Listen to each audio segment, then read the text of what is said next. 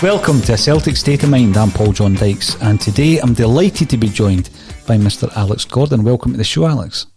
Glad to be here, sir. It's been a long time coming. You and I have promised to do this for some time and meet up and have a chat, and it's been too busy, I think. Well, yeah. You have. Look how many books you've been writing. Well, I was beginning to take it personally, Yeah, I've kept myself busy waiting for your call, so here I am today. And it's an absolute pleasure to see you. I mentioned your books. How many you've written now then? The next one's going to be number 15.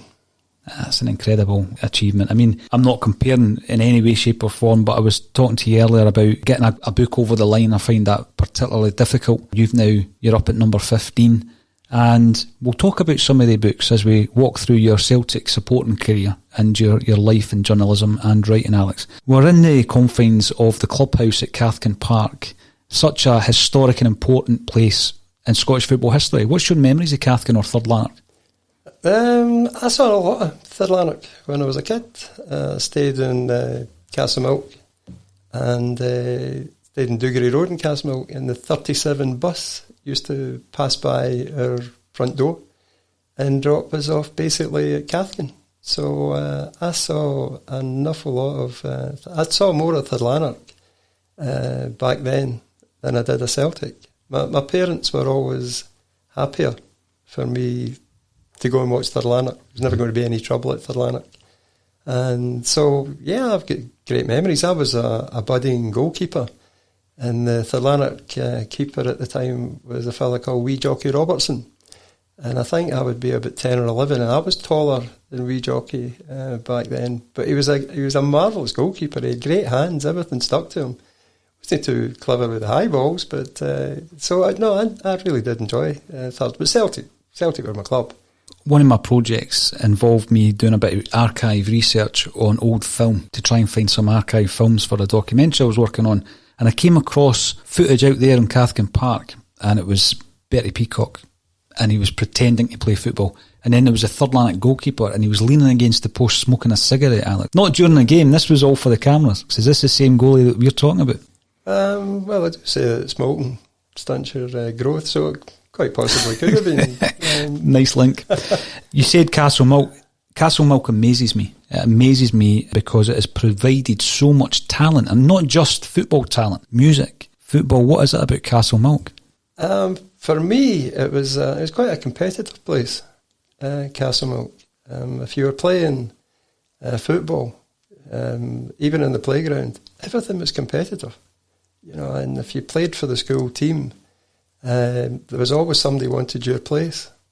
It just seemed to be a heck of a competitive part of the universe. Mm-hmm. For me, growing up, and I loved it. We came from the Gorbals, and I think I was about 4 by the time we reached Castlemilk. And Castlemilk was Las Vegas to me. Inside toilets and baths and things like that. I know it's going to get the violin in it in a moment.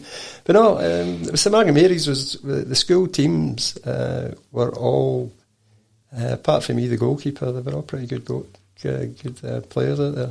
It kept cropping up when I was doing research for the Quality Street gang, because of course you had Tommy Livingston, fellow goalkeeper, and Tony McBride. So in terms of age, Alex, and I don't want you to give too much away, were they a wee bit older or younger than you? Tony was the same age, and Livy was a year younger. I used to train with Tommy Livingston, and strangely there was one, up at Dundee, we had a double header. We were Glasgow schools, and he was playing for the under-14s and I was playing for the under-15s, which is a bit unusual. But Tommy was a better goalkeeper than me. But the problem with Tommy is that at primary school growing up, he was called Big Livy. And I think Big Livy actually stopped growing when he was about 15. And I hadn't seen Tommy for ages. And about 20 years ago, probably, I bumped into him in Argyle Street. And he stopped me, are you not going to say hello? And I looked round and I thought, good grief, what happened to you? And really, he just stopped growing about 15. But he was a smashing, we trained together just about every night. Mm-hmm. And he was brilliant. And everything you've heard about Tony McBride is true. I know time lends enchantment, Paul, but Tony was amazing. I went along to here to see a game, and Tony just ran the show. And there was another game at Shawfield, and it was Celtic reserves, and it was the Quality Street gang. And Tony was playing in the company of the guys like Kenny Dalglish, Vic Davidson, Paul Wilson, so on. And again, the absolute standout in that game was Tony. And as they say, maybe his choices away from football weren't too clever. Otherwise, pretty certain we would be talking about Tony McBride today. You said it was time lends a bit of enchantment to the story, but I've always been intrigued with, the one that got away. And it seems that in Scottish football, Alex, and you've written and covered Scottish football for so many years, that we seem to have so many players with so much ability and potential, but there's this strange romance of self-destruction. Is that a Scottish thing? I don't know. That's a good question. Maybe if I was born in England, I could give you an answer to the English of the same self-destruct button. But it's definitely there. That is for sure. And if somebody's got a solution to it, please let the world know. Because, there's a whole pile of... Tony was the best of that. There's no argument. But there were a whole load of other guys round about that area that could have been reasonable players. But whatever they discover, puberty or booze or whatever the heck, they just veer off into the night and we never hear from them. They're sitting in the pub watching the telly saying that could have been me. Yeah, sure. If you just hadn't discovered puberty and veered off into the night. You discovered other things, and obviously you moved into the world of journalism. Talk to us about your early steps into that employment. I got lucky. Basically, I left school at 15, so I don't have a single qualification. But it's very rarely at St Margaret Mary's people stayed on. It just seemed the norm that you left at the age of 15 and got yourself a job. That was just the way it worked. So I actually wrote away to several newspapers and just saying, how can I get in there? What can I do? And just...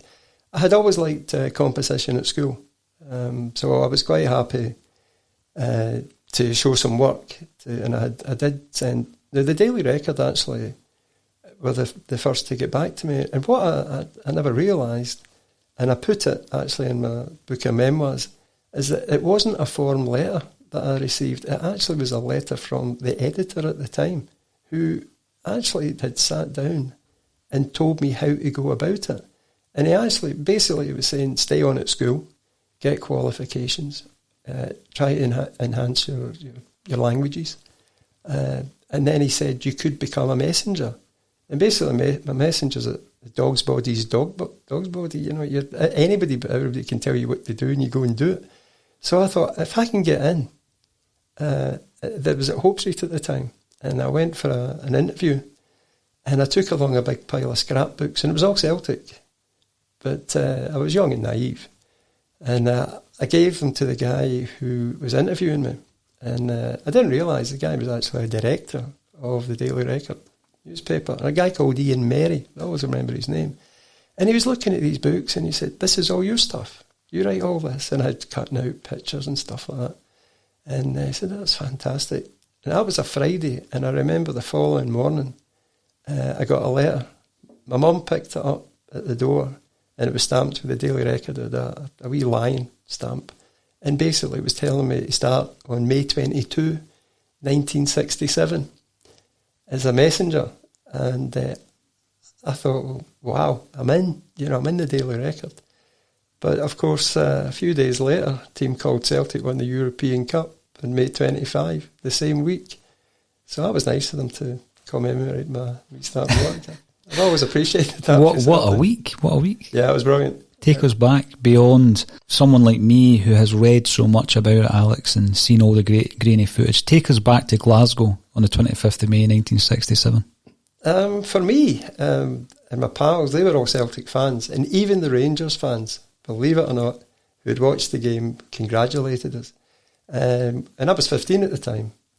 And we went away and played football. We went down to the local pitches, Macri, and we were all in a high. We were all too young to drink. So we probably were about the only sober people in Glasgow that particular night. But we were so much, I bought every single paper the following day. I was working the following day.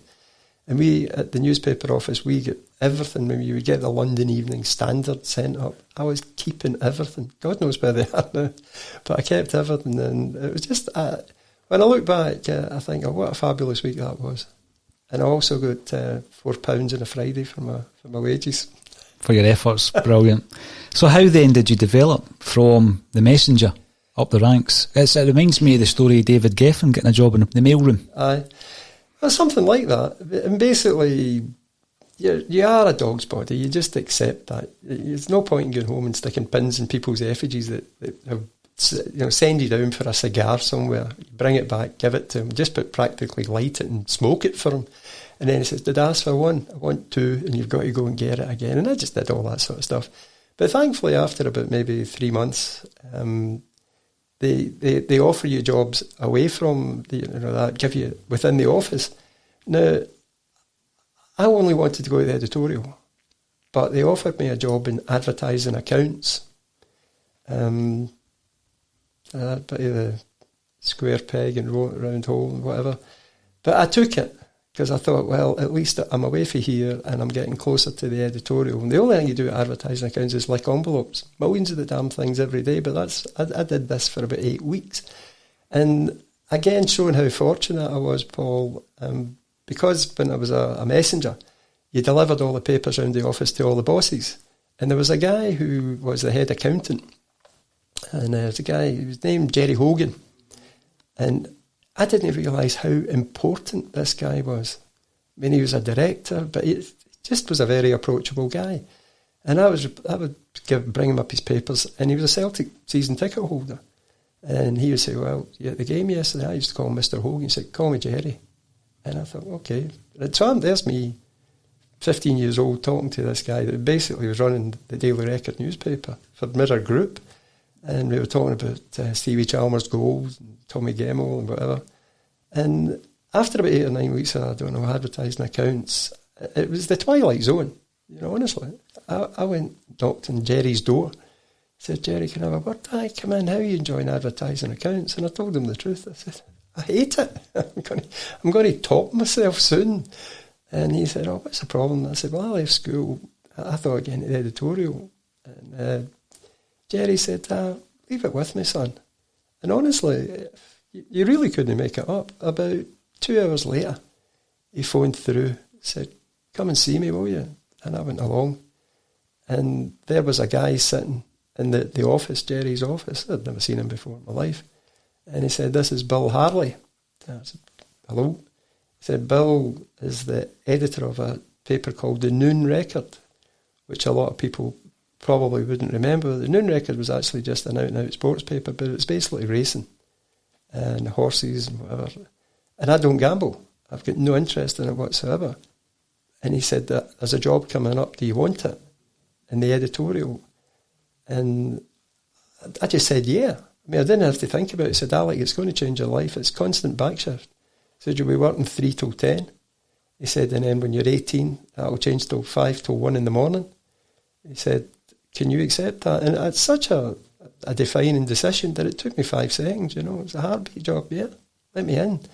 And Jerry actually looked at me and says, Alec, I've got to tell you that the editorial is a different world from what you've been used to all your life, school, here. He said, the editorial, he said, I don't know what happens up in the editorial.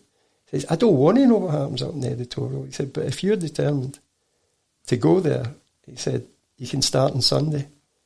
And I was then introduced properly to Bill Harley, and that was it. Basically, I went up into the editorial floor, which was just Valhalla, I've arrived. And I loved it. I loved everything about it, the characters. But unfortunately, the Noon record didn't last a severe winter. And there was no point selling it at the Noon when there was no horse racing. So, but they kept publishing the paper. And at that time, Paul, I didn't even type. I couldn't type. But they still had the same amount of pages to fill. And there was a deputy editor, a guy called Gordon Stephen, and he was a big Rangers fan as well. And Gordon would give me a page and say, write some football. Just write it. I was, what? He said, write something in Hibs. And I remember I actually wrote a piece about Colin Steen. With Hibs, a big bustling forward, and I was likening him to some of the English guys around about that period. Wyn Davis at Newcastle, and the big bustling right guys. And I said, right, okay, put a heading on it. What's a heading? What do you mean? He said, right, there's a size. You're allowed X amount of characters. Right, do that, draw it up, put a picture in here. I mean, he guided me all the way through it. And that went away, and it actually appeared the fall. I could not believe. And my name was in the paper. I took it to my parents. Mum, Dad, look, I'm famous. They thought it was another Alec Gordon, So basically, it went to the wall. And they kept 3 guys. And I can only assume it wasn't worthwhile paying me off. But they took me onto the Daily Record sports desk. I mean, it was just crazy. It's amazing. And I actually celebrated my 16th birthday on the Daily Record sports desk. And, I mean, obviously it can't happen these days, impossible. But I just happened to be in the right place at the right time. The cards fell for me, really. If it hadn't been a severe winter, Paul, there could have been horse racing every day, dog racing every night. They might not have needed Alec Gordon to fill pages with rubbish. So there you go. It's an incredible introduction to the world of Scottish journalism. What was the culture like back then, once you actually got off and running? I'm imagining an atmosphere of intense pressure to meet deadlines and get that print out. Yeah. You had to run very quickly, put it that way. I remember as a test, the sports editor was a guy called Jack Adams, and Jack took to me more or less from day one. He sat me down and he said, what do you want to do? And I said to Jack, well, I want to work in sports. I said, that's fine. He said, but what do you want to do? He said, do you want to be a writer? Do you want to be a reporter? At that time, I didn't know there was such a difference. He said, you can be a production guy and do everything. He said, what do you want to do? He said, I'm going to start you off in production and we'll see where we go. He said, but if you're in production, he said, you're in charge of the writers, you're in charge of the reporters, you make the decisions. I said, okay. So back then, we did a Highland edition, and they would have Wednesday games, and there would be about 6 Highland League games. And Jack would say, right, you're subbing them, editing them for the paper, and you had to have them you had to get them to 2 inches each. And some of the guys covering Huntly, Elgin, whatever, they were school teachers, they were janitors, they were anybody. They had no journalists, that's for sure. And some of the stuff would run for miles. There was definitely people, William Shakespeare, frustrated guys talking about Huntly against Elgin. And you had to trim it and put in the facts and do it very, very quickly. The guys who had the big games, doing the Celtic games and the Rangers games, they had it easy. They only had 1 game. I would be sitting there with a pile of this stuff, so you had to tick off that you had sent out 2 inches for this game, that game. And Jack kept me doing that for about 6 months until you could do it. And once you could handle that, Paul, seriously, because the stuff was late sometimes, and you would get in touch with them the days before mobile phones, and they would just come off the radar, some of these guys. And one of them I eventually got the following day. I said, what happened? He said, you sent the team, so that meant you were at the game. And he told me, he said, I went a wee message and I got a puncture in my bike. I couldn't get back to the ground. But he told anybody.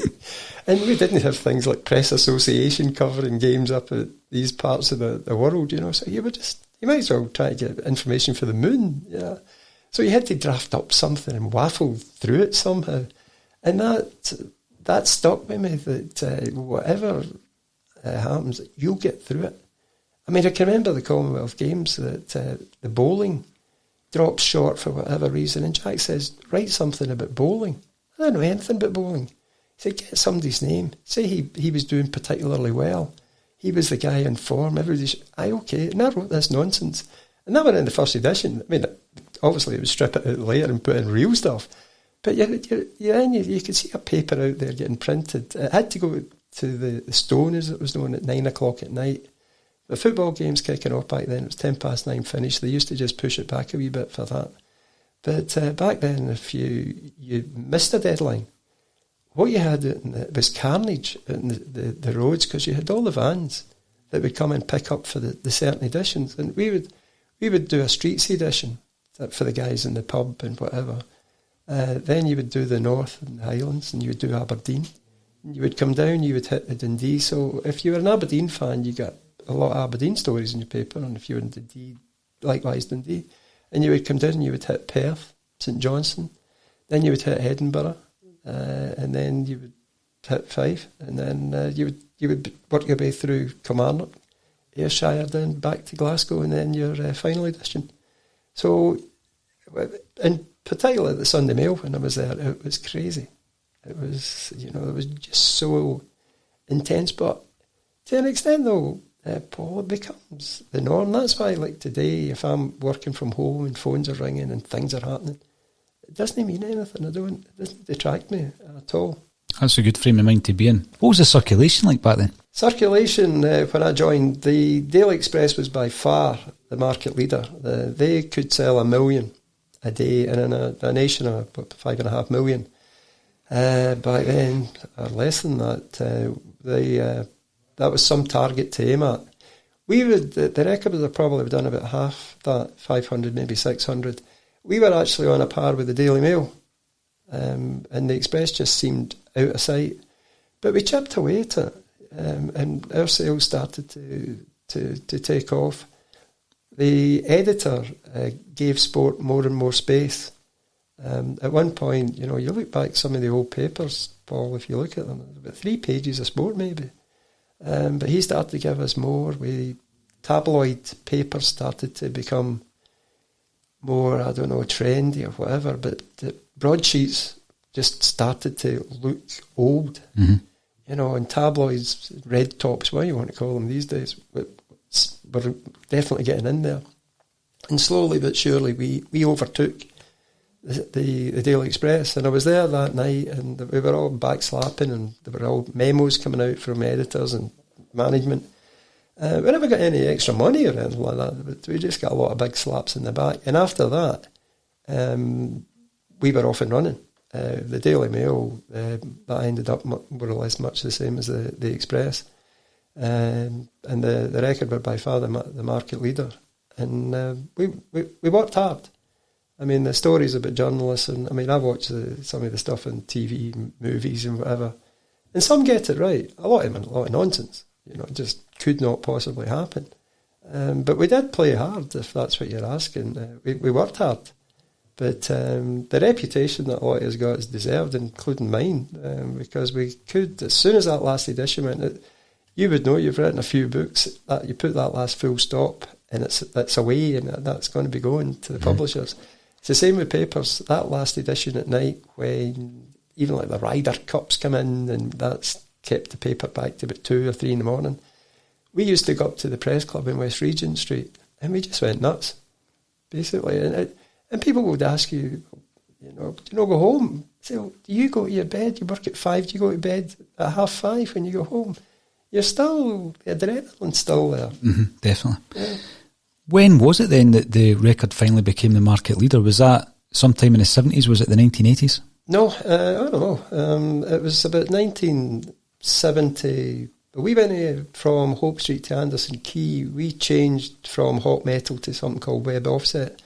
And we were one of the first newspapers in Europe. There was a paper in Italy had done it just around about the same time. And we were basically a guinea pig for the Daily Mirror.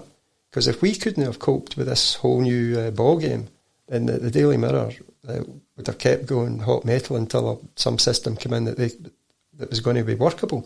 So that'd be about we had overtaken, I would say, the Express around about 1969, 1970. It just accelerated. I mean, it really was quite phenomenal. And the Express, they didn't know how to handle it. And they started to press every panic button that was possible. And then, like a lot of newspapers, Paul, they tried to condense a broadsheet into a tabloid. They became a tabloid paper. But they still didn't get it right. It still looked just like a shrunken broadsheet. And the thing about a tabloid paper, basically it came from America. Tabloid is how to use pictures and headlines. I mean, you can actually put a good tabloid front page just with a headline and a cross-ref. And that does its job. But the Express was still with old-fashioned typefaces, too much grey. And they didn't know how to use pictures. And while they were really making a mess of it, and there's no other expression, the record just kept going from strength to strength to strength until such times as where we are today, which is... It's a golden age of Scottish football, Alex. I mean, it's coincided with your journalistic career, which is interesting because you can walk through your Celtic life alongside your writing experience. And going back to the 1970s, I instantly think about the Quality Street Gang because I spent so much time invested in trying to find out their story. When you think back to that time, and I know that your Celtic supporting life may have been affected because you're working in the sport, what's your memories and who stood out for you? I know there's obvious ones like your Kenny Dalglish, Danny McGrain. Who stood out for you? For sure, George Connolly. Davy and George were both coming along at the same time. Kenny and Vic Davidson were both on a very similar level. Paul Wilson possibly behind them, I'm telling you. But for me, George Connolly, I had been brought up watching Celtic. They moved Jim Kennedy from left back to left half when Big Tommy Gemmell came on the scene, and Tommy just totally revolutionised that left back position. And then when Jim Kennedy moved out, it was either John Clark or it was Jim Brogan. But they never, and no disrespect to those guys, they never had a guy who could actually play football like George Connolly. Because when George was coming through, people thought he was going to be an outside right or whatever, but they at one point they actually paired him beside Billy. And Billy hoovered up everything in the air and Big George hoovered up everything in the deck. And the thing about Big George, because I got on obviously so well with Davy, he would tell you that, I mean, he's a fifer. You know what fifers are like, Paul? He said he had a kooky sense of humour. He said, and there was a day they were playing Hibs at Celtic Park, and he said it was either we were drawing or we were losing. He said, and there was maybe about 20, 25 minutes to go. He said, and I rolled the ball to George. George just rolled it back to me. I said, I didn't know what he was playing at. I said, he was in a good position to go forward. And I rolled it back to him. George just rolled it straight back to me. He said, and I realised he was just having a bit of fun. He said, I wanted to stop football and go and strangle him. He said, but you could see his big shoulders going. I said, how did the game end up? He said, I think we won 2-1 actually. But George Connolly for me, yeah. I mean, I saw him do the going around keeping the ball up. Were you there? Yeah, I was there that night. I remember it was at Keith Dynamo. And he came on at half time and yeah, he did it all the way through. I've read and I've heard people saying he took a wee breather. No, he didn't. He did it all the way around. No, and, I mean, I couldn't keep the ball up for about 3, and there's this boy just wandering round, and then he came into the team, and he was just. I mean, it's tragic what happened, as we know, but he was way up, and Davy as well, obviously. Davy had everything. A strange thing. I always preferred Davy in the middle of the park, midfield. Davy preferred fullback, which after all these years of watching him, it surprised me. I thought he'd get right in about it in the middle of the park, and he enjoyed it. When you watched him in '74, for example, Alex, at the World Cup, probably Scotland's star performer by all accounts during that tournament, and he comes back and Celtic sell him. Now, I think, and you've dealt with Davy, I think Davy wanted to stay by that point, but Celtic were keen to sell him. Would that be right? Absolutely. Yeah, Davy had gone on strike, kind of unknown back then, but he had. And Davy is not a greedy guy. But basically, all he wanted was what he thought he was worth. And we're not talking, ridiculous amounts of money. So basically, nobody was listening to him. And Davy, strong-minded guy, just decided that's it, he would down tools. Jock was missing him. The team was missing him. And they were due to play Rangers in a League Cup semi-final. And Davy had trained. He'd kept himself fit. I mean, he wasn't at Celtic. He had actually gone on strike. But he kept himself fit. And Jock brought him back for a game against Rangers. And Celtic won 3-1 where Harry Hood got a hat-trick. And Davy was a standout. But at the World Cup, yeah, I would agree with you. Davy Hay was immense in the World Cup. And you do all these dream teams from, whichever, BBC, ITV, and all the magazines. Davy was in an awful lot of them. But he and Catherine, his missus, had decided he was going to buy a pub when he got back from the World Cup in 1974. He was going to sign what Celtic were going to offer him. And he got a call from Jock, and Jock said, get yourself along to Celtic Park. It was a Sunday, and he wondered what it was all about, and he got there, and Jock was in his car. Even know if Celtic Park had opened up. Somebody with the keys had slept in, but he went into Jock's car, and Jock said, we're going to sell you. And basically, it happened like that. Davy told him, he said, I want to stay. And the thing about the Celtic back then would sell somebody who was hot.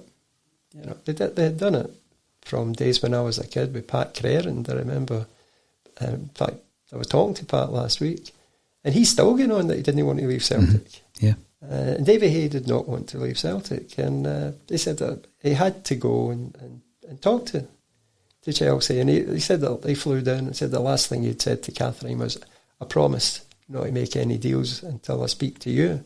He said, but the treatment was the red carpet, they picked up the Mercedes and all this stuff, taken Blub Savoy, the wages were nonsensical, and he agreed without telling Catherine, so I had to incur the wrath of her. But Celtic were happy enough at the time to take $225,000 for him. But he would have stayed, undoubtedly. See, when you look at that side that was developing after the Lisbon Lions, Alex, and we've already sold Lou Macari, Davy Hay was sold, we lost George unexpectedly. At that stage, are you looking at Celtic and thinking we won't be this European superpower that we promised to be? On a personal level, no. For simple reason, Paul, probably I'm an optimist. But you're thinking that you weren't to know that the Quality Street Gang really was exceptional. There wasn't a Quality Street Gang 2 behind Quality Street Gang, so there wasn't a Dalglish 2 and a Hay 2 and whatever. You still somehow thought that this conveyor belt would keep churning out these exceptional young players. So, no, but I do take, guys like Bertie Auld, Bertie will say that if they had handled it better, Celtic could have had another team. Davy agrees as well. They could have had another team that would have won a European Cup. And they could have been a power in Europe for a long time, but it started to disintegrate. You've just mentioned 4 of them there, really. That's a fair chunk of talent, leaving a team all within about a year or so of each other. What about Kenny Dalglish and the whole episode of him leaving Celtic? From your perspective in the newspapers, that must have been one of the biggest stories you ever covered. Yeah, that was at the Record at the time, and I remember Kenny played for Celtic against Dunfermline, East End Park, that particular evening, and we knew something was going on, and I was the chief sports sub-editor at the time, and I was told, don't leave your desk, something's going to happen. So as a sports editor, there was the writer Ken Gallagher, and there was Jim Roger, who all the players knew. He was called the Jolly, who says journalists don't have a sense of humour. And so we knew something was happening. But also there was a picture taken that night with Celtic coming out down the steps at East End Park. And who's leading them out but Danny McGrain? Kenny's second in line. There's a real clue right there that why is Danny leading at the team? Why is Kenny second? So we had to keep quiet And we just did the first edition of the newspaper as you normally would. But we knew something was going on. And Kenny was with Peter Latchford at a pub in New Orleans, which was owned by his father-in-law in Rutherglen. And he got a call at New Orleans telling him to get over at Celtic Park, that things were happening. And we got the exclusive story that night. And as a Celtic fan, you're putting things in the paper and you're drawing up pages and you're putting headlines. But basically you're quite sad. You know, we've got rid of this guy. And a side of that story that I never ever could understand, Paul, it's never been explained to me and it never will, that Big Jock had come out about 2 or 3 months earlier and had said that Kenny was a better player than Kevin Keegan. And Kevin then went to SV Hamburg for £500,000. Why on earth would Celtic then sell Kenny Dalglish for 440? 60,000 back then was a lot of money. So the manager, he actually had a column in the Sunday Mirror at the time, and that was his column. Roger Bailey used to write it. He was a ghostwriter. And I remember reading that column and agreeing with him. Yeah, Kenny is at least as good as Kevin, possibly better all-rounder. So Celtic actually accepted less. And I mean, Liverpool, they got Kenny Dalglish and still had money left over for what they got for the SV Hamburg. Brilliant bit of business for Liverpool. Oh, it definitely proved to be that's for sure. See, when you move into the kind of late 70s and then into the early 80s, Alex, football has changed since the 9 in a row era that Celtic enjoyed in the 60s and 70s, and you've got the new form coming in. Was that a breath of fresh air for you as a journalist? Yeah. Again, if you're working in a newspaper, what you want to do is sell a thing. And with the new firm actually was a term from a Daily Record sports journalist, a guy called Ian Broadley, sadly no longer with us, but we were looking up for taglines that he would run across the top strap lines, if you like, across the top of the page. And he wasn't a production journalist, he was an out-and-out reporter. And he just said something about the new firm, and I said, I like it. And we actually put it along the taglines, and it just became as simple as that. It just became a new firm, and yeah, I mean, it was... It helped us sell papers in areas that were, people were weren't interested in football, because why would they be? They're reading about Celtic, Rangers every day, and suddenly we're reading about Dundee United, they were reading about Aberdeen, and so yeah, we from a newspaper point of view, we loved it. It was good.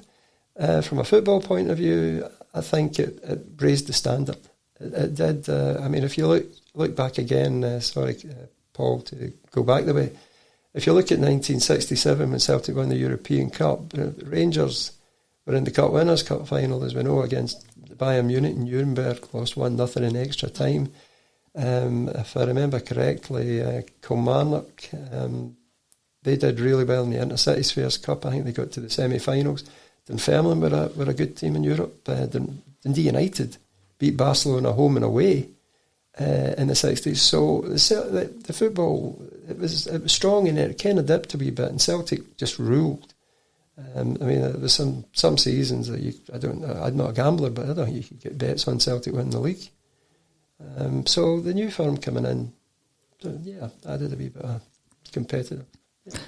Yeah. When you think of the end of an era, Jockstein leaving in 1978, he comes back to manage Scotland, and then that fateful night in 1985. Again, a massive night for Scottish sports journalism in a different way. What's your memories of that night at Cardiff? Yeah, well, I was there that night. Believe it or not, the guy who got me tickets, I wasn't with the press corps, the guy who got me tickets was Ian Rush. Through a pal of mine, worked for the BBC, and I was desperate to go to the game, and I think Alec Cameron, who was in charge at that point, would have preferred me to stay in Glasgow. But I talked to him, I said, look, I've missed out on the game at Anfield, I've missed out on a few others, I'd like to go to this one. So we were there, and I didn't realise that Ian Rush has got about 5 brothers, and they all look like Ian Rush. They've all got the mascot. Have they got the Mousers? They've got the snoots and the moustaches, and you look along, you go, good grief, And I had to say, I said, you Ian Rush, you related to Ian Rush? Yeah, I'm his brother, and this is his brother. They were nice guys, but of course, at the end of the game, we had no idea. I was in the Welsh end for a start. The spot the two idiots, me and my pal, was tarting scarves. And we held on because the fella for the BBC said, wait for me. He's had some cleans up stuff with, well, Ian Rush was his pal. So he did a question and answer thing with Rushy. And we were standing outside at the gate, and I always remember the ground was a small ground, but just across the road from it was a fence, wooden fence, and a field. And Andy Roxburgh came walking right past us, went right over there, and was sick, was physically sick.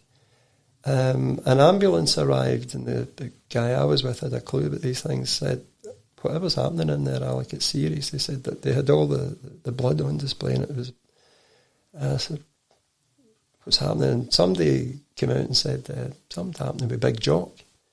But then we had to go and get a train. We were going back to Paddington that night. And again, Paul, days without mobile phones, you were locked off. So by which time the Scottish fans were beginning to wonder what's happening and it was only by the time we got to Paddington, I phoned the office and was told Jock Steyn's dead. And the guy, his name was Tony Roach, he was then doing something with the BBC. They did a quick interview with me. I think they were interviewing anybody who was Scottish or wearing tartan. So it was the most bizarre night. We had been saved. We had a chance to beat Australia and get to the World Cup finals. And Big Jock Steyn was dead. Absolutely. It was one of these ones we got to the hotel, went to the bar, and you're waking up the following morning and said, that really happened. I had to phone again, seriously. I phoned, is there something's gone wrong? I said, no, it's gone. And you think about it, he was actually in his early 60s, Big Jock. But the most astonishing evening, Paul. Had you ever the opportunity to deal directly with him? Yeah. Jock, they used to always read the World Soccer, and I did the Scottish column in World Soccer monthly magazine, and I think I did it for about 5 or 6 years, and I had to give up things like that when I left the Record to go to the Sunday Mail. Sports editor, you can't be putting your name at the Record, kind of anonymous chief sports editor. Nobody knows Alec Gordon, and I had to deal with Big Jock, but he did come over to me one day with John Blair, who was the Sunday People sports editor. He was a pal of mine. And Jock came over and I said, I want a word with you. Oops, this will not be good.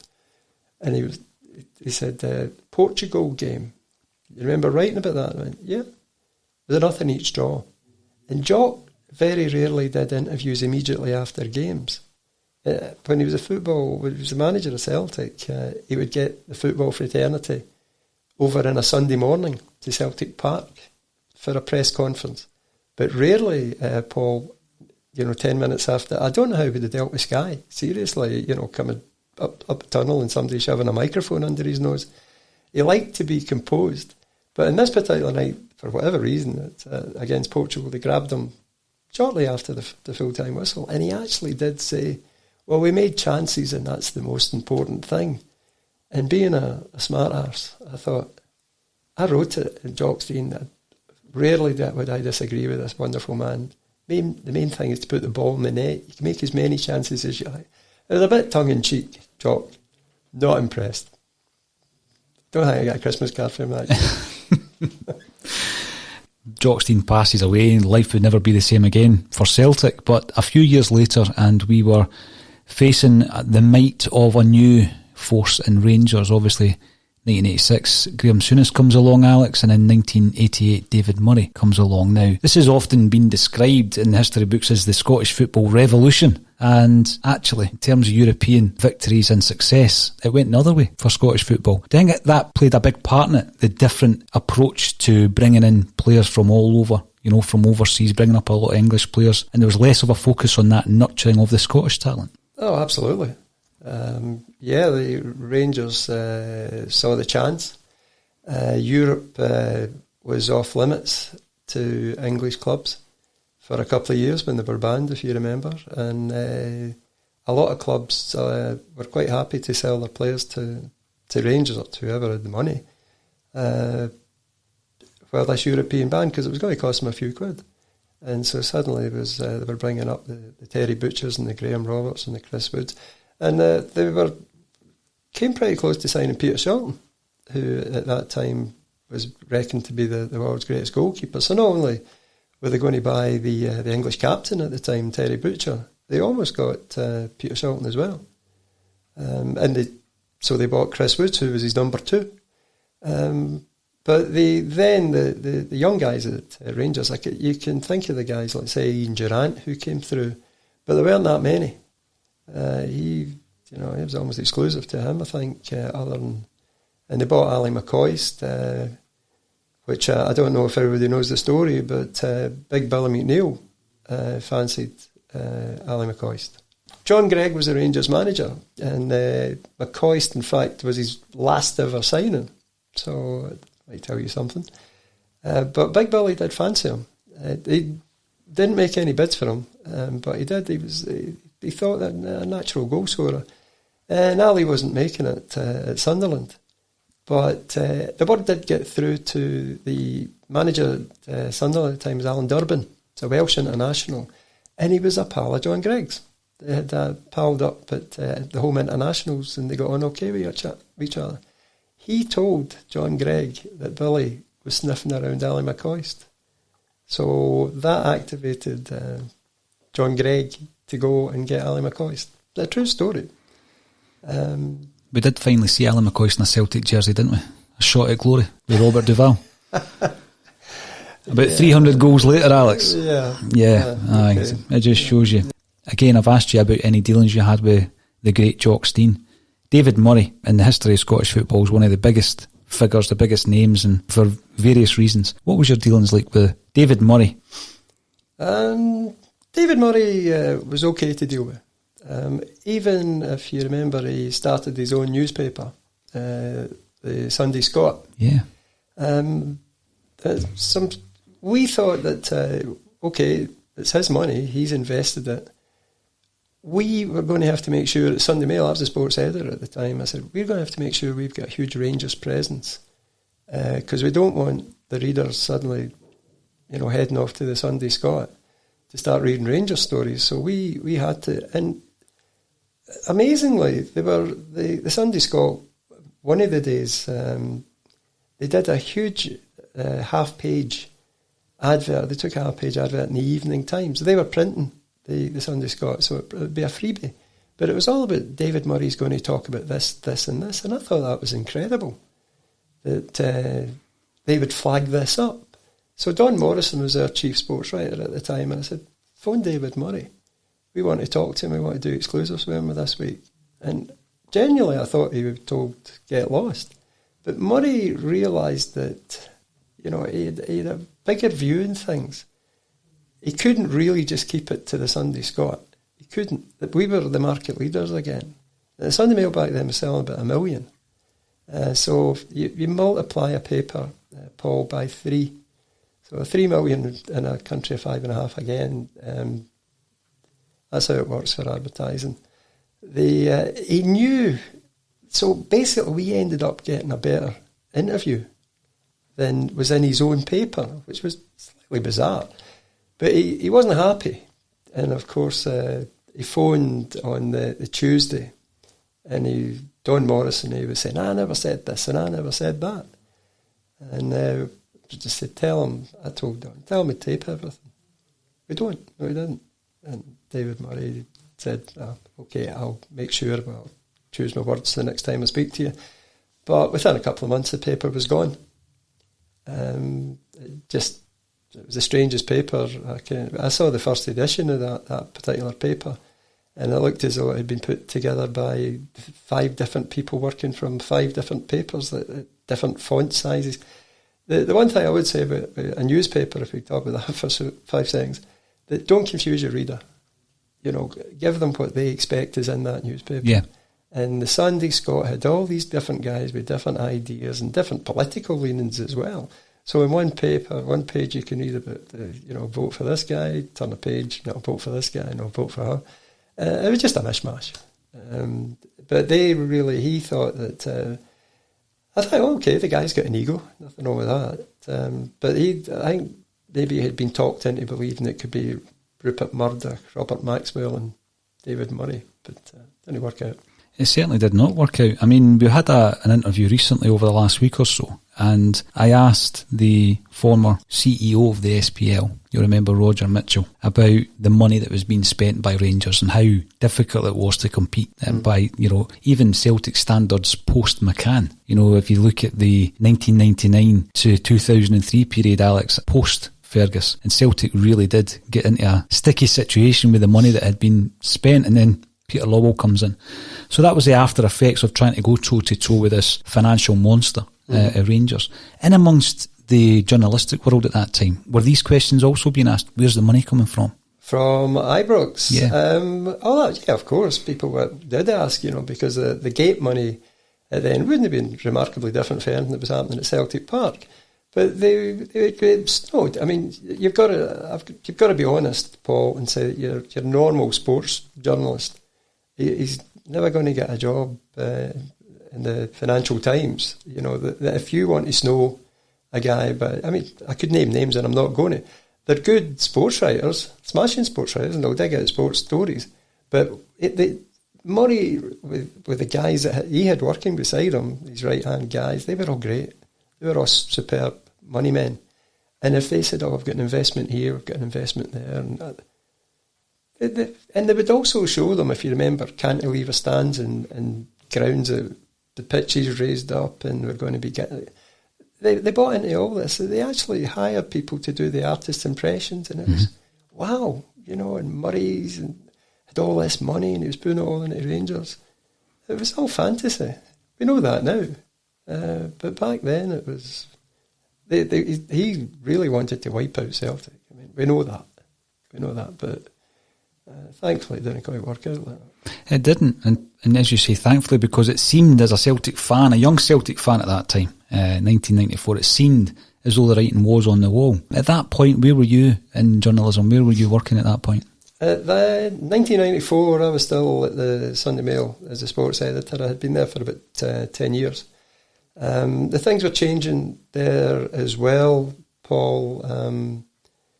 Robert Maxwell had gone swimming with the dolphins or something like that, but whatever happened to him, depends which theory you want to believe, but he upset a lot of people, that guy. So therefore the Bank of England took over Mirror Group newspapers, so we had a whole load of mess going on ourselves in the Mirror Group in Scotland at the time, and a lot of good guys were losing jobs, and I think 40% of the editorial staff were left over a period of about 5-6 months. And I went with them. I think I was one of the last out the door. I left in February, and I really couldn't hang around. And the editor at the time asked me to stay till the end of the season. And honestly, I said, do you think I've made this decision lightly? I'm off. And I would take my redundancy and say, I want to check tomorrow. I've been here 27 years. It's time to go. And he said, I can't talk yet. I said, so I'm off. I would have gone anyway at some point. So I left. And amazingly, Kevin McKenna, who was the sports editor of the Scotland and Sunday, I had known Kevin when he was a student, and I used to give him shifts in the Sunday Mail. And he was good, a great operator. And he sent me to the first game after the Rebels had won, said Brian Dempsey. And it was a strange period in my life as well, because the people that were close to Fergus were saying, "This is the guy." I don't know who coined the "bun it, done it," but they got it right. That's for sure. And he was ruthless. I suppose he was there to do a job. He told us he was going to be there 5 years or so, and that he would take his money and go. And he kept his word. But he the way he went about it, he was the right man. I mean, suddenly, at least Celtic were the year they stopped to 10. they spend a lot of money. And one of the things that Davy Hay always wants to get across, Paul, is that a lot of these guys had been identified by Tommy Burns. Yeah. They were signed by Wim Janssen, but out with Henrik, I would say that a lot of the guys, the Burleys and Darren Jackson, these guys they had been looked at by Tommy, and when Tommy was out and Wim was in, Davy was in the middle of all these things. He kept going, bringing in these guys. So, although Tommy wasn't there, he still played a huge part. Exactly. Yeah, I did have, I think, a conversation with Davy where he said that some of the files were in the office before Wim Janssen took over. So it's good to hear that Tommy did play a part in stopping at 10, because obviously he so wanted to stop Rangers' domination. 27 years at the coalface, as they say. Were you happy to come away from that? It was a big decision, but I was 42 at the time, and the newspapers back then was a young man's game, and the computer age really was dictating who was getting jobs, and at 42 I thought I still had a chance outside, still in journalism, but not at the Sunday Mail or the Record, with the changes. It was a whirlwind. And they were putting in, and this sounds derogatory, and it's not meant to, I'm genuinely trying to be honest here. They were putting in kids who were wows with computers. But basically, they weren't newspaper men, and they certainly, the journalists, no. I actually did write a novel about 10 years ago. Just people kept saying to me, are you just going to concentrate always on fact and football? And I fancied actually having a stab at it, but to cut a long, boring story short, in this book there's a frustrated journalist, me, who has left the newspapers and he's setting up himself. And he had to get out, and there's a line in it that said that two of the young journalists who had come in, the computer whiz kids, and one was saying, last week I couldn't spell journalist, now I are one. And that's a wee bit extreme. Sorry, folks. But it's extreme. But it was getting that way. And if you want me really to become Methuselah, I can look at papers in the morning. And again, absolutely no disrespect to the boys that are there, because they're in. A lot of them are in. And they can, they're going to end up putting papers out with two men and a dog. There's no doubt about it. But they're not journalists, I would know. It's people were saying, they bring their own sandwiches in. That was never newspapers, Paul, as I knew it. Sandwiches, what? And I remember we had a young guy who'd come in. He'd worked for the Stirling Advertiser, a guy called John Docherty, and John ended up having a good career. He did a lot of the Wimbledon for us, and in his first day, somebody said to him, "Right, we're off to the pub." And John said, "I'm not thirsty." And nobody had ever heard anybody say, "I'm not going to the pub because I'm not thirsty." You're not going down to the pub because we're thirsty. I'm going down to drink.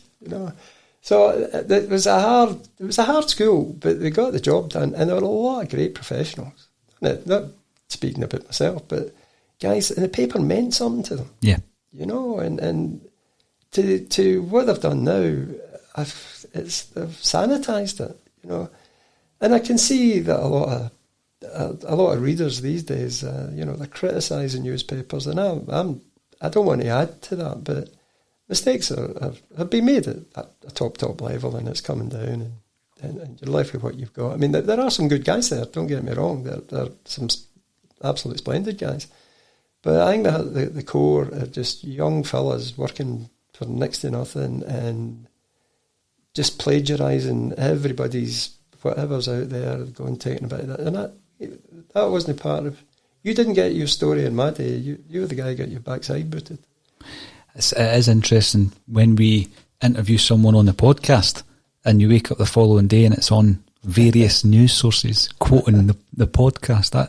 It just shows you how much it has changed, Alex. And Since then, you've written a number of books that we spoke about at the very top of the conversation. Let's talk about some of the characters and the personalities that you have become close to, because I certainly wouldn't put myself in the same category as yourself, but I have written a book with Andy Lynch, and I realise just how close you get to someone when you're trying to write their life story and get under their floorboards, as it were. So, Bertie Auld. Oh, thanks. Bertie, I blame Tommy Gemmell, actually, because I had written a Celtic book in 1988. I was asked to do it. It was at Sunday Mail at the time, Paul. I'll get to Bertie in a minute. And somebody from London phoned me from Purnell Books and said, we would like you to write a book. We're thinking about doing the centenary of Celtic. And I said, right. I said, a big problem. I said, I don't think my editor would let me. And he said, I'll just tell him it's Robert Maxwell's company. And Robert Maxwell, wants you to write it. So I had to go to my editor at the time and say, I've just been asked to write a football book. No. I said, it's on Celtic. No. I said, the publisher's Robert Maxwell. Okay. So I thought, that's my Celtic book done. And in fact, I think they only did about 200 hardbacks, and then they did a Christmas stocking filler. So I think there's about 10 of these things in captivity. I've got one.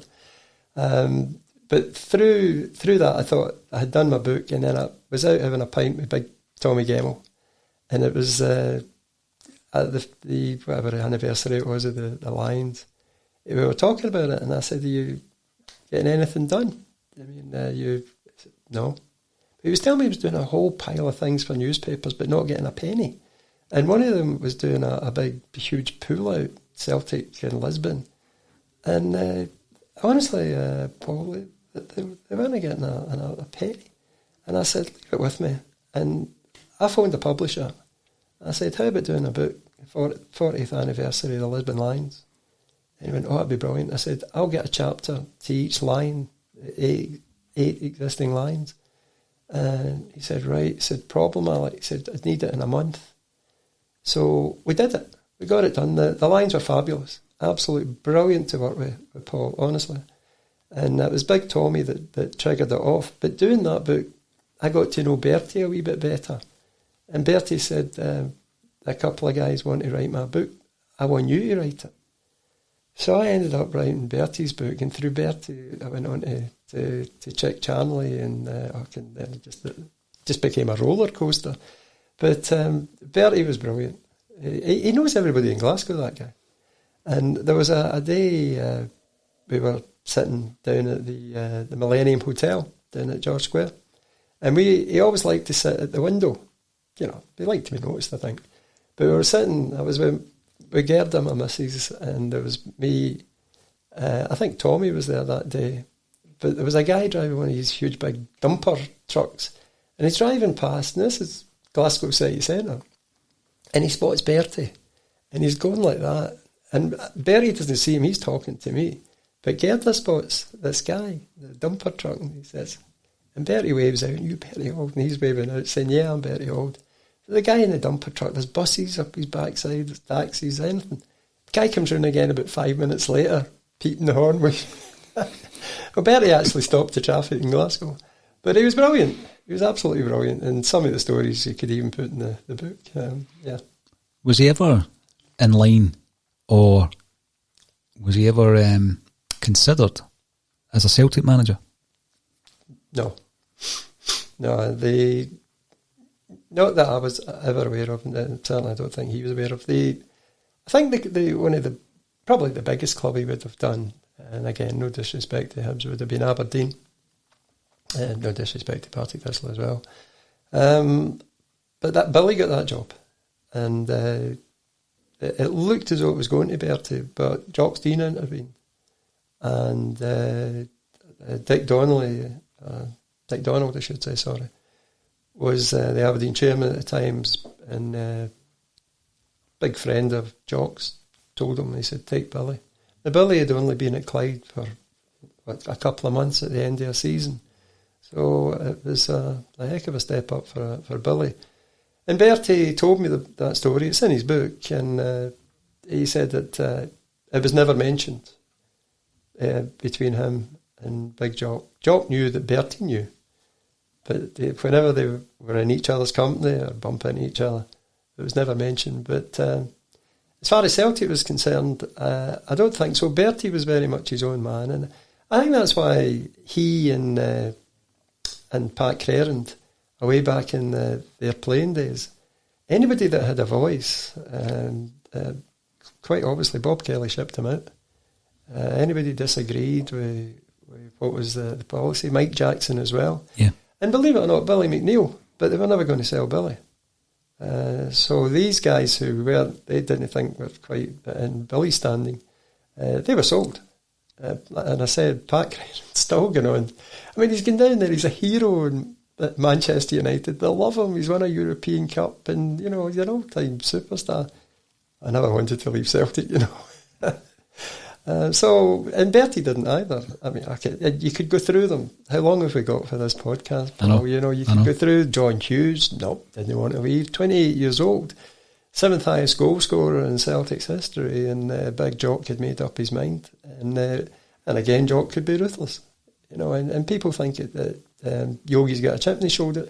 It's not a chip. I mean, he's put everything in print. I wrote it, and we checked it, and you know, and it's all 100% accurate.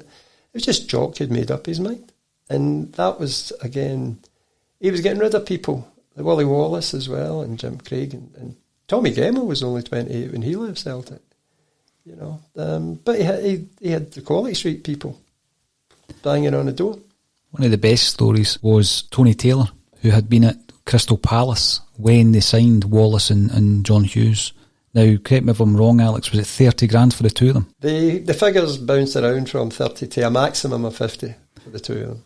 And the manager at that time brings in Tony Taylor and says, I know that you have trained and played with these guys. And he mentions the figure of 30 grand, and Tony Taylor thought each. And he was astounded that it was a joint fee, 30 grand at that time. The manager at the time at Palace was Bert Head, if I remember correctly. And Bert Head and Big Jock were friends, so possibly things were going on in the background there that maybe we shouldn't even go close to.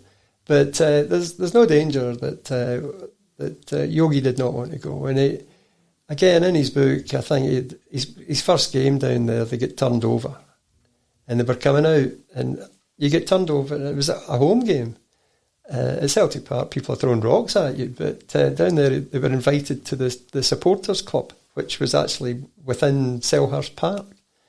And he said they couldn't believe it. People, you know, coming up and saying, it's great to have you, and chatting away. Meanwhile, the team's just been hammered.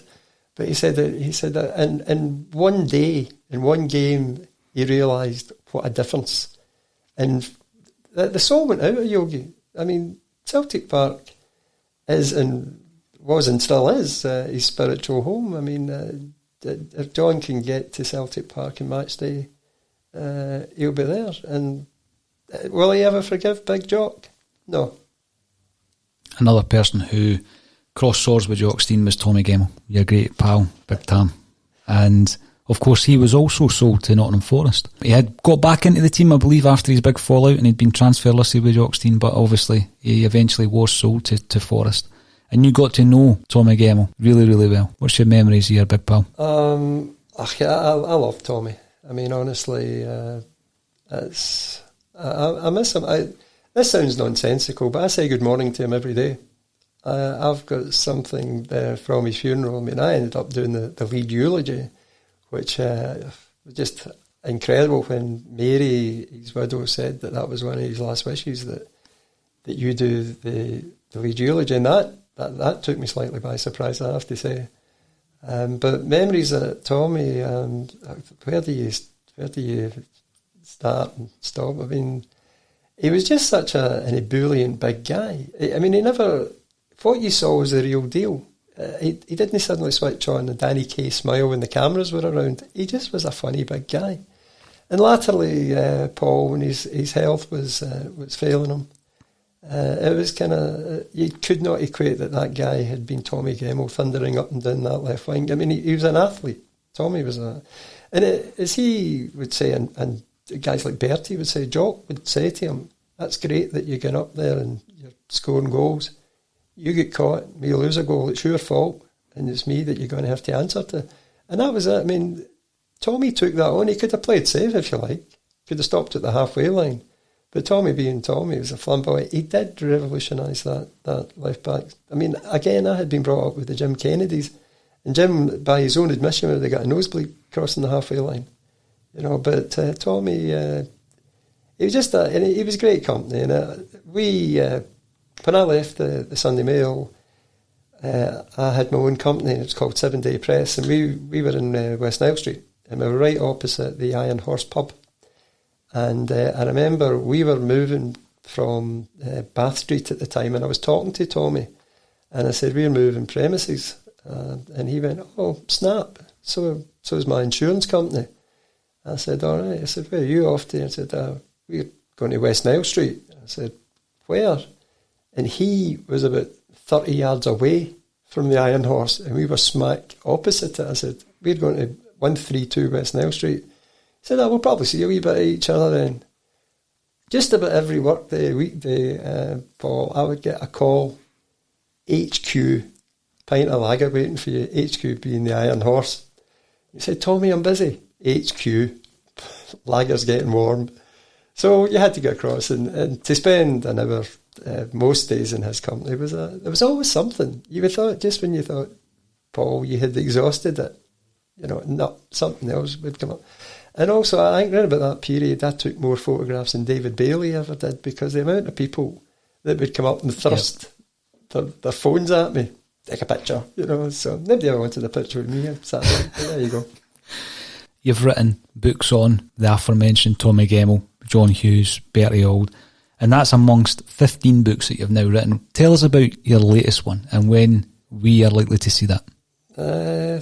Thank you for mentioning it. It's called 50 Flags Plus One. And basically, it's the 51 titles that Celtic have won. And it's the most difficult book I have ever had to write. It's hard to believe it. Even I wasn't born in 1893 when we won the first title. But the research in it, and you know, because you've been through this process, the research was astonishing, you know, that you had to go through it. And there are so many people out there that you want to call them anoraks. No, it never happened like this, and you know, it was a free kick, no a corner kick. So you've really got to try and get it right, and try and pack it with anecdotes. So this, the book, the coronavirus pandemic interrupted, it was going to be 50 flags. So it's 50 flags plus one. It's the finishing touches are getting put to it. I'm hoping to get a word with the manager, and hopefully that will be possibly Thursday, Friday. And that is, as they say, a wrap. It'll be away hopefully September, October time. Brilliant. Listen, I'll be looking forward to that, Alex, just like I've been looking forward to this interview now for a few years. And all that's left for me to say is thank you for joining me on A Celtic State of Mind. Thank you for having me.